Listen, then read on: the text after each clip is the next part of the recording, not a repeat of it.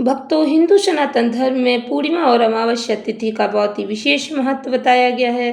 भाद्रपद मास की पूर्णिमा का और भी विशेष महत्व है, क्योंकि इसी दिन से पितृ पक्ष की शुरुआत होती है।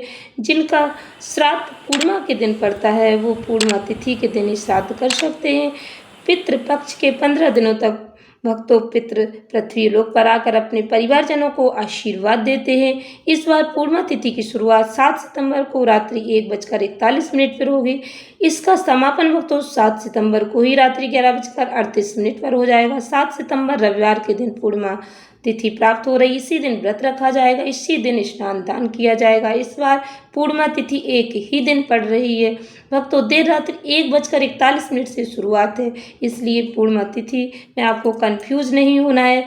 इस बार चंद्र ग्रहण लग रहा है, इस बात का विशेष ध्यान रखना है। इस दिन आप चंद्रमा को अर्घ नहीं दे सकते। 12:57 से ग्रहण का सूतक काल शुरू हो जाएगा, तो आपको 12:57 से पहले पूजा आराधना कर लेनी है। सत्यनारायण भगवान की यदि आप कथा सुनना चाहते हैं तो इससे पहले आप करवा सकते हैं। 12:57 से पहले ही आपको पितृपक्ष की भी पूजा आराधना करनी होगी, पितृदेव का तर्पण करना होगा।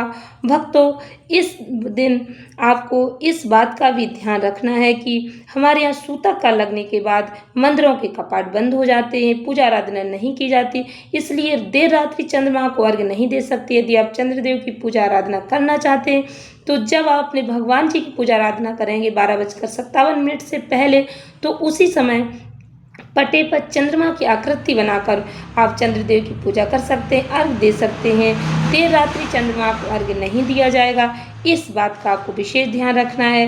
भक्तों, सूतक काल के समय, चंद्र ग्रहण के समय गर्भवती महिलाओं को विशेष ध्यान देना है, उन्हें बाहर नहीं निकलना है। आपको भक्तों, गर्भवती महिलाएं अपने पेट पर गेरू का लेप कर ले, यदि गेरू नहीं मिल रही तो थोड़ा सा गोबर लगा लें। भक्तों, चंद्र ग्रहण के समय कुछ विशेष नियमों का पालन अवश्य करना चाहिए।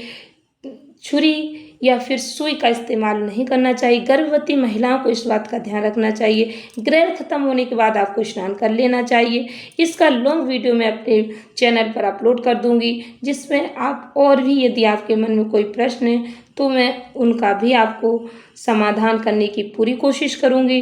भक्तों, ग्रहण के बाद स्नान करना अति आवश्यक होता है, तो आप रात में ग्रहण के बाद सो सकते हैं। इसके बाद जब आप सुबह जागें तो स्नान, सबसे पहले आप स्नान अवश्य करें। घर में नमक का पोछा लगाना इस दिन अति महत्वपूर्ण हो जाता है, क्योंकि नमक डालकर पोछा लगाने से घर से सारी नेगेटिविटी दूर हो जाती है।